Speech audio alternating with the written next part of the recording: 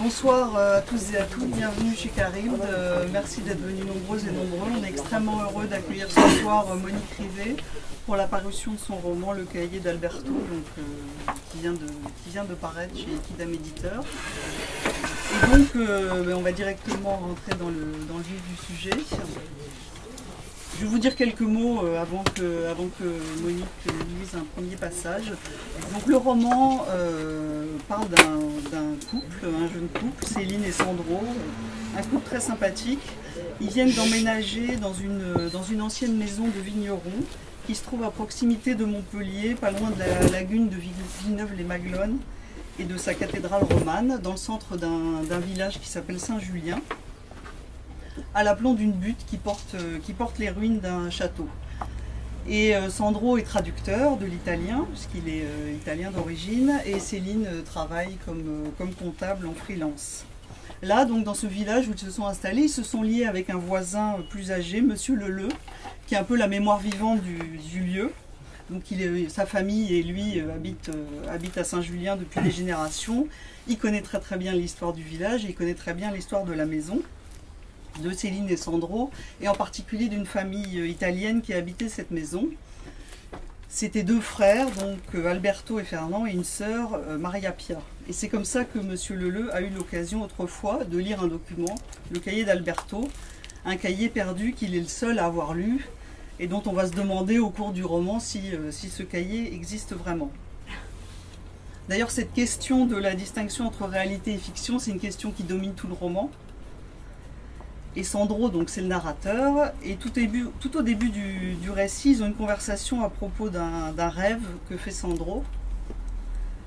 Et on se rend compte dès le début comme ça que dans ce roman, les pistes sont brouillées entre rêve, imagination, réalité, entre les différentes couches du récit. Et ça, on va en parler. Mais je voulais savoir, juste avant la lecture, quel avait été le point de départ de ce roman. Vous voulez dire le point de départ au sens anecdotique Le point de départ de l'écriture. Ah oui, alors c'est une question à laquelle j'ai beaucoup de mal à répondre parce que j'ai l'impression qu'il est sorti si facilement que... Bon, c'est une expérience curieuse parce que c'est pas du tout ce qui m'est arrivé pour mes autres livres, mais bon, du coup, je perds un peu le... Je vois plutôt l'axe du livre, enfin disons si vous voulez que la scène, si quand même, la scène inaugurale pour moi, c'est quand même la scène du meurtre d'un jeune pêcheur qui vient pêcher au carrelet dans un canal de Maglone et qui est assassiné par la sentinelle allemande qui occupe, enfin les Allemands occupent la péninsule sur laquelle se dresse la cathédrale de Maglone. Je suis un peu compliqué, non? Non. Ça va? Bon. Donc, les Allemands occupaient pendant la guerre cette péninsule et une sentinelle abat d'un coup de fusil un jeune pêcheur qui était venu un peu trop près de la dite péninsule. Et c'est, oui, cette scène, je crois, qui est, disons, le point de départ imaginaire, enfin dans mon imagination, c'est cette scène, oui, qui serait le point de départ. Et qui occupe, enfin finalement, je crois que, de façon un peu étonnante, puis je vous jure que je n'ai absolument aucune obsession du meurtre, eh bien, le meurtre est l'axe du livre sous différentes formes. Le meurtre réel, le meurtre plus ou moins imaginaire, ou le meurtre tenté et inachevé. Enfin, effectivement, à plusieurs reprises, l'idée de meurtre apparaît dans le livre. C'est un peu inquiétant quand même. Alors, vous voulez bien vous voulez que je dise le début. Elle me dit, tu es sûr que tu ne l'arranges pas, ce rêve? Les rêves, c'est confus, ça ne se déroule pas comme une séquence de cinéma. C'est parce que c'est un rêve récurrent, lui dis-je. Mais alors à la longue, il se forme comme une logique.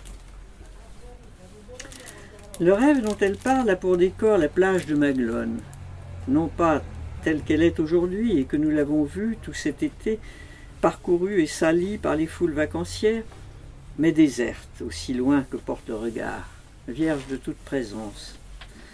Peut-être n'est-ce pas véritablement un rêve d'ailleurs, car je ne le fais pas au profond du sommeil, plutôt dans une sorte d'entre-deux de la nuit, où je serai comme en suspension, les yeux fermés. Il suffit que j'attende. À l'intérieur de mes paupières apparaît cette courbe parfaite que déploie le littoral jusqu'à l'horizon, où il se confond avec la mer. La cathédrale, isolée sur sa lagune, est derrière mon dos. Je la vois, pourtant. Sans doute parce que dans mon rêve, elle n'appartient pas tout à fait au même espace que le paysage autour d'elle. Les étangs salés, les langues de terre caillouteuses piquées de buissons épineux, les quelques mauvais carrés de vignes, quelques bosquets de pins et d'acacias. Elle est là depuis presque 1000 ans.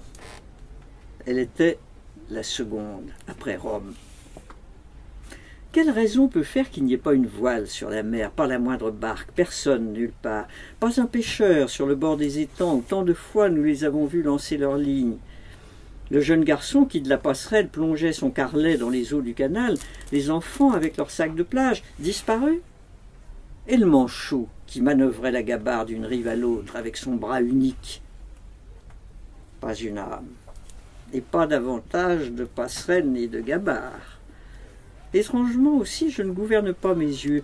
Ils se posent là où le veut une puissance inconnue, n'obéissant pas à mon désir de contempler jusqu'à assouvissement le Christ sculpté au tympan du portail, dont la bénédiction demeure levée sur ma tête, même quand mes regards sont tournés d'un autre côté, vers les étangs, ou la grande allée de pins qui mène à la mer.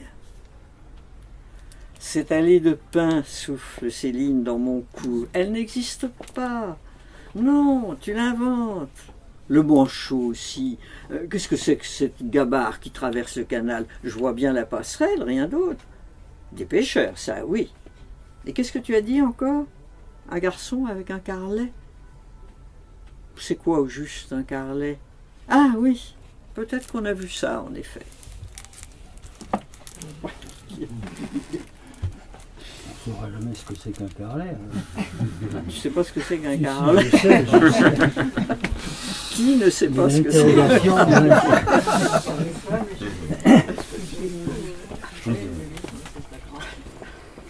Donc, Sandro est traducteur de l'italien. Donc, dans le texte qu'il traduit, on apprend qu'il y a ce meurtre qui s'est produit. Donc, un soldat qui a abattu d'une balle un adolescent qui était en train de pêcher un carlet. Mais en dehors de ça, le texte que traduit Sandro est pas un peu dans le brouillard. On ne sait pas exactement ce que c'est. D'ailleurs, il y a plusieurs textes dans ce livre qui sont un peu comme des ombres ou des empreintes.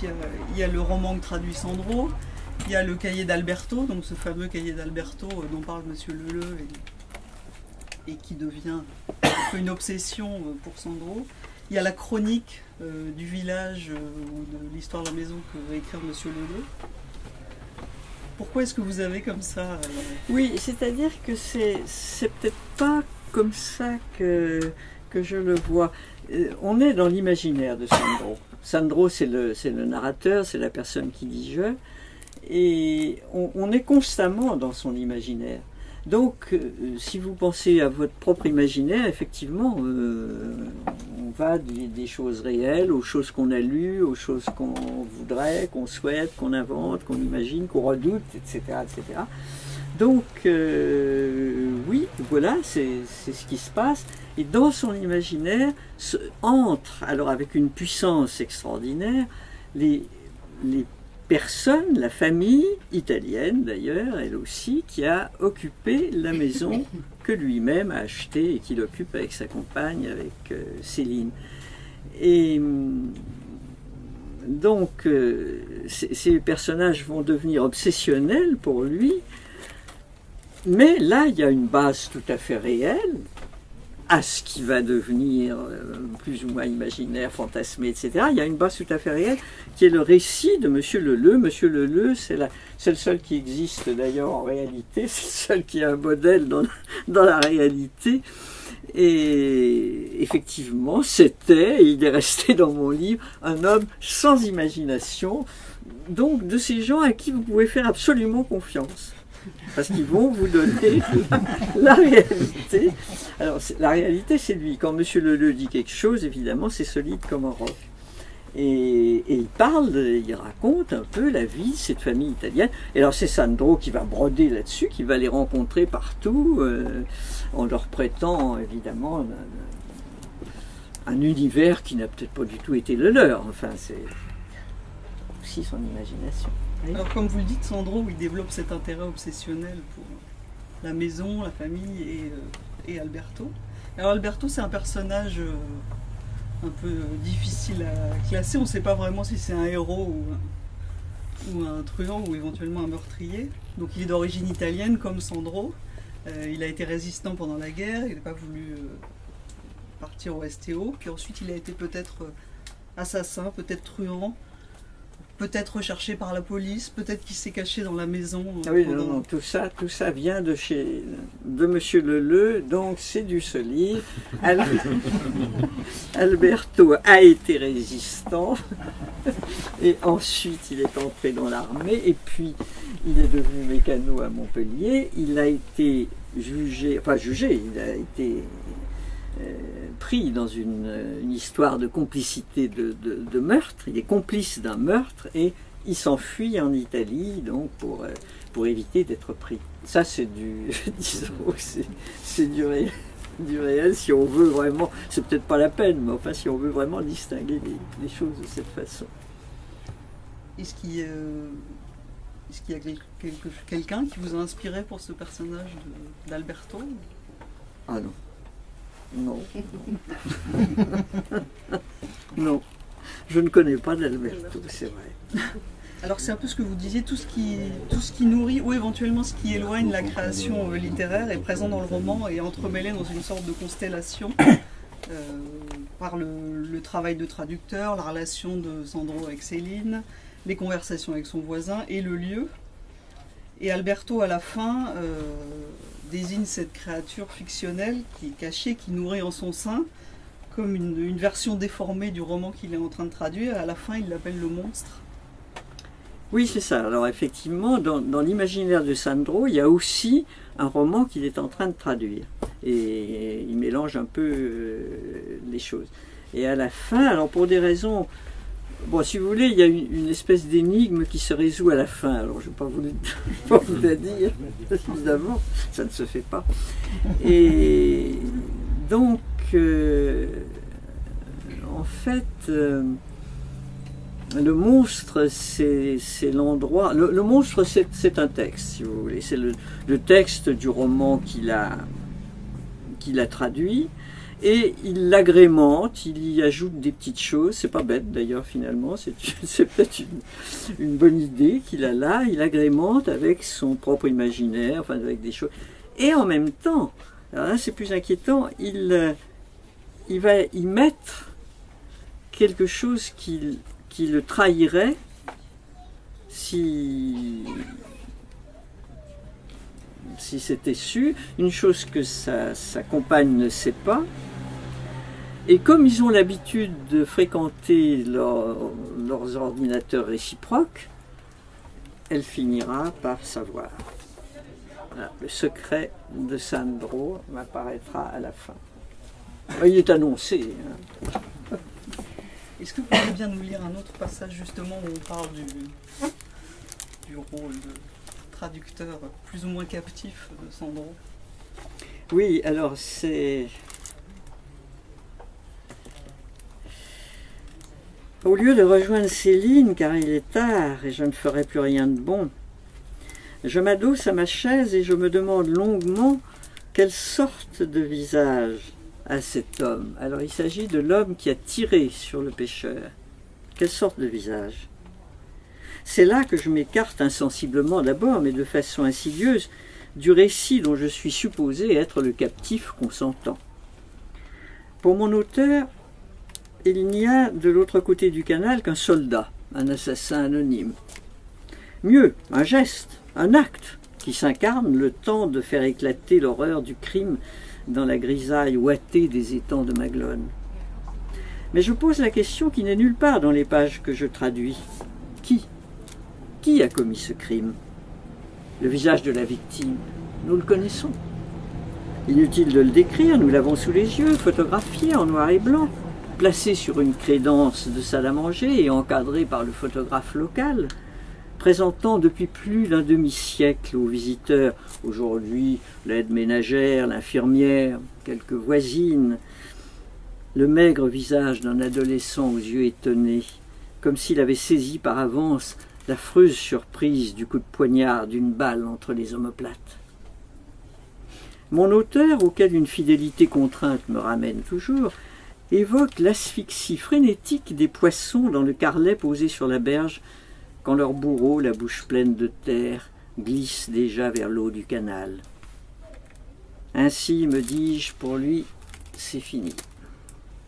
Mais l'autre, celui qui a remis son arme à la bretelle, qui se détourne, s'en va dans la direction du bosquet de pins ou d'acacia où s'abrite la cathédrale, celui-là, qui est-il?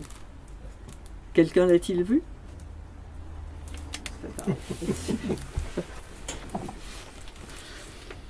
Donc on l'a dit un peu, Sandro, le narrateur, est né en Italie d'un père lombard et d'une mère française. Donc il a d'emblée ces deux langues à sa disposition. À un moment, il y a un passage où Céline dit de lui qu'il a un peu plus que le certificat d'études et des tas de billevesées dans la tête parce qu'il a trop lu. Est-ce que c'est justement dans le fait qu'il est entre ces deux langues, le décentrement? Est-ce que ça joue un rôle pour vous dans son personnage? Et disons qu'à l'époque où je l'ai écrit, j'allais souvent à Milan, alors c'est peut-être tout bonnement ça. Mais je sais pas, j'ai trouvé que ça lui allait bien d'être italien. Pas trop vous dire pourquoi. Avec un nom pareil. Moi j'ai trouvé que ça tombait. J'ai trouvé que ça tombait particulièrement bien parce que dans la mesure où comme traducteur, il est quand même sacrément traditore. Et oui, oui. Voilà, alors je me disais, Oui. tiens, est-ce que c'est un hasard vraiment si c'est de l'italien qu'il est le traducteur, avec une autre langue ça aurait moins bien marché. Hein, puisque il y a, pour le coup, effectivement, d'ailleurs, son éditeur le lui reproche là, à un moment. Oui, là, il s'est trompé. oui, là, là, c'est pas ça quand même. Et en fait, on sent bien oui, c'est ça, fait, il a truqué un peu. Il truque le texte et c'est son imagination qui l'amène à truquer le texte. Et alors du coup, effectivement, tout de suite, moi j'ai pensé à cette formule traditionnelle qui ne marche bien qu'en italien, justement. Bah oui. Oui, d'accord. Oui. Alors j'aimerais bien que vous nous parliez de l'exergue de Mallarmé, rien n'aura lieu. Oui, alors j'ai mis en exergue, là aussi c'est venu comme ça, je me suis dit, j'ai trouvé que ça collait. Alors c'est une phrase de Mallarmé, rien n'aura eu lieu, enfin c'est pas une phrase, ça fait partie d'une espèce de, je sais pas comment dire ça parce que c'est un tout petit poème, rien n'aura eu lieu que le lieu. Alors sans être le moins du monde mallarméenne, s'il y a des mallarméens dans la salle, ils me contrediront peut-être, mais j'ai le sentiment que c'est de la part de Mallarmé, ça signifie qu'il n'y a rien, il n'y a aucun au-delà des êtres ni des choses. C'est une espèce de néantisation à la fois du réel et donc de tout au-delà. Et c'est pas du tout dans ce sens-là que je le prends. Je le prends au contraire comme pas du tout une néantisation de tout au-delà, mais au contraire, mais la prééminence d'un lieu. Mais la prééminence du lieu, c'est la cathédrale de Maglone. Si vous ne la connaissez pas, précipitez-vous à aller la voir, parce que c'est vrai que c'est quelque chose tout à fait exceptionnel, sur un site exceptionnel, et une église, c'est une cathédrale, je crois qu'on dit encore la cathédrale de Maglone. Elle n'est plus évidemment le siège d'un évêque, d'un évêché depuis longtemps. Et donc, cette phrase pour moi, ça signifie la présence capitale de cette cathédrale, du tympan, du Christ et de sa main levée. Et il y a même un passage que je vais peut-être vous retrouver quelque part. C'est très court, c'est une phrase. Maglone au temps de... Oui, c'est ça, c'est Maglone avant la sentinelle allemande, avant nous tous, quand non seulement nous n'existions pas, mais que nous n'étions même pas prévisibles. Maglone au temps de son Christ de pierre, et comme si le véritable Christ, le Christ vivant, était plus proche de ce temps-là que d'une autre, ce qui est pure illusion d'optique. Ou même avant encore, quand il y avait des comptoirs phocéens et grecs sur les côtes, quand Rome était une bourgade. À moins qu'au contraire, cette Maglone que je vois en rêve ne soit celle de l'avenir, en avance de centaines de milliers d'années. N'est-elle pas bâtie pour défier les millénaires? Elle sera là quand tout se sera renouvelé autour d'elle, quand il n'y aura plus une parcelle de terre que nous aurons vue ou foulée, que la courbe de la plage ne sera plus la même, ni peut-être la couleur des choses, ni les arbres, rien de ce que nous aurons connu. Le monstre n'aura jamais été. Ce qui est marrant, c'est que cet exergue aussi, il fonctionne comme une illustration symbolique de ce qui se passe dans le roman. C'est-à-dire que rien n'aura eu lieu que le lieu, c'est une microfiction. Et c'est ce qui se passe constamment, c'est-à-dire qu'il y a des enchaînements de microfiction dans le roman. Et en même temps, il y a quelque chose qui, dans ce roman, est destiné à être caché. Et rien n'a dû avoir lieu. Oui, absolument. Oui, ça peut s'interpréter de façon diverse. Ça m'a paru s'adapter. Ça colle pile poil, parce que ça met en abîme tout ce qui est en jeu dans le roman, et en même temps, ça le résume, en quelque sorte, à ce qui s'y passe. Oui. C'est-à-dire à la volonté d'un des protagonistes de ne pas dire quelque chose. Et en plus, moi à travers, en tant que premier lecteur, ce que j'y voyais, c'était aussi la lutte de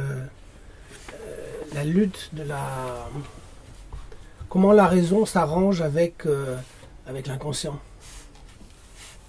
Oui. Je sais pas, c'est peut-être pas. Bon, si on peut lire un peu comme on veut. Hein, il y a beaucoup d'entre vous ici qui connaissez Monique Rivet, donc vous avez peut-être, sans doute, des questions à lui poser. Oui. Mais bon, c'est pas... Si, mais... On va lire. Vous allez nous lire un dernier passage. Bon, alors, je vous lis un dernier passage parce que je l'aime bien et ça me fait plaisir de vous le dire, tout bonnement. Oui, alors je vous ai dit que Sandro donc, nourrissait dans son imaginaire toute cette famille d'Italiens, et notamment Alberto. Alors Alberto a été un résistant, il a été maquisard, et il a habité, alors ça c'est du Monsieur Leleu, donc du Sur, et il a habité avec deux autres maquisards. Ils se sont réfugiés dans ce qu'on appelle là-bas une capitale, la Borie provençale. Une capitale où on dit plutôt l'Oustalet, parce que l'Oustalet c'est l'abri. Et donc il y a un Oustalet de pierre où Sandro est allé, et M. Leleu lui a dit « Ah oui, ça doit être là que se trouve le repère où les maquisards pendant la guerre, etc. » Et alors, Sandro y retourne avec Céline par une nuit superbe, ils ont envie de se promener, et ils montent à cet Oustalet. Nous sommes arrivés à l'Oustalet. Tu le reconnais? Bien sûr. Ils sont là. Ils sont assis tous les trois devant l'Oustalet, silencieux. Trois hommes très jeunes, mal rasés et l'air fatigués. Lequel est Alberto? Mais c'est un éclair, ils disparaissent. Alberto, c'était sans doute celui qui se tenait un peu en avant des deux autres, leur tournant le dos. Ses yeux sont marqués de grands cernes noirs. Il soupire par moments. Alors un peu de temps se passe et Céline m'a pris des mains la lampe électrique. Elle pénètre dans l'Oustalet. L'homme aux yeux cernés, qui est un peu en avant des deux autres, appuyé sur un coude, tourne la tête vers moi sans changer de position. Sûrement c'est Alberto. Nos regards se croisent. J'ai juste le temps d'apercevoir quelque chose qui s'allume dans ses prunelles, inquiétude ou curiosité, Déjà Céline sort de la capitale, elle me tend la lampe. « Tu ne veux pas qu'on dorme là ?» dit-elle d'un ton léger. « Ah non, non !» J'argue du froid, de l'inconfort. Mais la vérité, c'est que ce diable d'Alberto ne manquera pas d'interposer à un moment ou à un autre, son visage mangé de barbe noire et émacié de fatigue, ses yeux fiévreux d'homme traqué. Non, en plein jour encore, comme lorsqu'il nous a suivis, dans les ruines du château, jeune loup aux dents éclatantes, affamé de cette femme qui dansait devant lui sur les pierres de l'escalier. Mais là, dans l'embrasure de la capitale, découpée en ombre chinoise sur le gris bleu d'une nuit de lune, non. Amore, il ne fait pas froid à l'intérieur et il y a plein de feuilles séchées par terre. Elle m'a saisi des deux mains par derrière. Elle me caresse, elle me pétrit avec une douceur entêtée. Mais je résiste. Je m'empare de ses mains et je l'entraîne vers la clairière que forme l'ancienne aire à charbon de bois. Alors elle soupire. « Allons, murmure-t-elle, résignée. » Je me garde de lui dire qu'Alberto est là, que je l'ai vu. Mais peut-être le sait-elle. Elle l'aura reconnu dans l'homme à demi allongé devant les autres, ou même elle n'aura vu que lui, tourné vers l'espace nocturne, perdu dans une rêverie infinie. Amore. Comme elle a dit ce mot, avec quelle sensualité, quelle tendresse. C'était à moi qu'elle l'adressait, certes. N'est-ce pas le mot qu'elle réserve à notre intimité? Mais aurait-elle eu une telle envie de moi? S'il n'y avait eu tout près de nous à mêler nos souffles et nos désirs, Alberto, non pas l'homme des midis éblouissants et des étreintes violentes et faciles, mais Alberto tel que le faisait une nuit souveraine descendue sur les crimes des hommes. C'est de cela qu'elle a eu une si forte envie, cette si forte envie que je sentais dans ses mains, dans tout son corps plaqué contre mon dos, et que j'ai refusé, repoussé, avec une espèce de peur sauvage. Alors,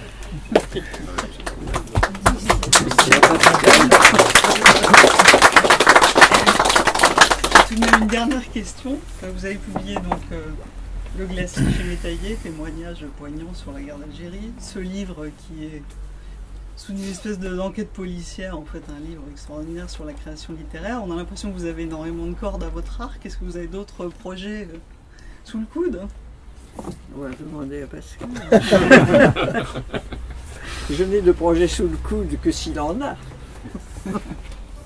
J'en ai. Je dirais un petit mot quand même. Je voudrais remercier Philippe Hanoc, parce que c'est grâce à Philippe Hanoc que j'ai moi aussi, je le remercie. que j'ai lu le cahier d'Alberto et qui m'a scotché d'emblée, parce que je trouve que c'est un roman d'un naturel incroyable, très fluide, et en même temps d'une grande richesse. Là, on pourrait parler de tout. Il y a des tas de thématiques qui habitent ce roman, enfin à mes yeux, notamment tout ce qui est du thème de la lumière, le jeu sur la lumière, l'obscurité, etc. Ça traverse ce roman constamment, et ça se retrouve aussi dans d'autres ouvrages de Monique que j'ai lus, notamment une trilogie qui à mes yeux est absolument remarquable. Et voilà, ça s'appelle, alors il y a toujours un titre qui m'échappe, Rentrer chez soi, recommencer sa vie, retrouver les siens. Retrouver les siens. Voilà. C'est comme si, enfin, s'il faut mettre des références, je dirais que c'est comme si Modiano avait été traversé par Rob Grillet, quoi. Alors je sais pas ce que ça donne. C'est une vision très personnelle, hein, évidemment. Mais ça appartient, c'est du Monique Rivet, quoi. Donc ça c'est à venir, c'est une trilogie, et puis bon, peut-être si on nous prête le temps, etc., l'énergie et d'autres choses. Il y a aussi un journal littéraire qui est bluffant, voilà. En tout cas pour ce que j'en ai lu jusqu'à présent, parce que j'ai pas tout lu. Ah bah, de toute façon, personne ne lira tout parce que ça tiendrait. Voilà, donc ce qui va venir, c'est effectivement cette trilogie qui est remarquable et qui est effectivement traversée par les mêmes thèmes qu'on peut trouver dans le cahier d'Alberto. le cahier d'Alberto, il a été extrait d'un recueil que Monique avait fait paraître, hein, avec des nouvelles. Bon, mais pour moi, se distinguait vraiment cette nouvelle-là, même si les autres nouvelles sont très de qualité, mais la thématique m'intéressait moins. Voilà. Et vous verrez, il y a de belles surprises à venir. Merci beaucoup. Merci Monique. Merci c'est moi. Kylian. N'hésitez pas à boire un verre, à faire signer le livre et à poursuivre la Ce qui discussion. reste. Ce qui reste.